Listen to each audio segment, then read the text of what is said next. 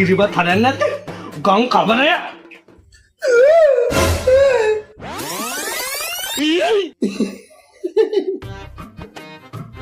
මෝ පට්ට බඩගින්නක් තියෙන්නේ. පට්ට මොකක් කර ලෝඩ් කරගන්න තියෙනවා නම් මේ ගන්ධාරියා ඊළඟට තියෙන්නේ ආහාර පිසීමේ නැකත. හරිද? මම අර කෑම මේසෙකට ඔක්කොම ලෑස්ති කරලා ඉල්ල තියෙන්නේ. නැකත ලැබෙනකන් කෑම මේස පැත්ත පලාස කරනව නෙමෙයි. හරිද? මම අර ගේ පිටිපස්සේ වැඩ වගේක් තියෙනවා. වැඩ ඇල්ලීමේ නැකතට කරන්න වැඩ වගේක්. මම ඒක ලෑස්ති කරලා එන්න. එතකන් තෝ පැත්ත පලාස ගන්නෑ. හරිද? කිරි කාලෙත් බින්ද ගල් බූරුවා. මට පොඩි වඩකින්න නම් තියෙනවා.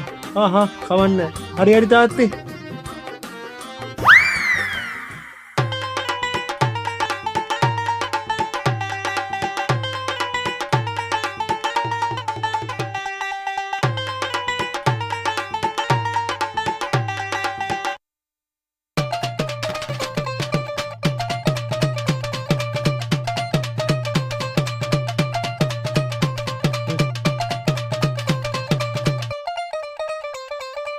ආහාර පිසීම අප්‍රේල් මස 14 වන සිකුරාදා අපරභාග 3:29ට විචිත්‍ර වර්ණ වස්ත්‍රා ගොඩාත් බය වෙලා වගේ.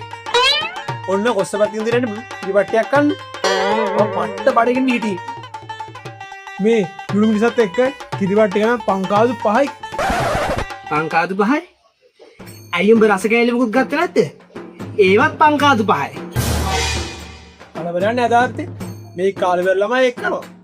මම මේ අවුරුද්දක ආපු රසම කිරිපත්තේ තා මේක. නෑ නෑ නෑ නෑ නෑ. උඹ මේ අවුරුද්දේ මේ ගෙදරින් කන අන්තිම කිරිබත් එක ඕක.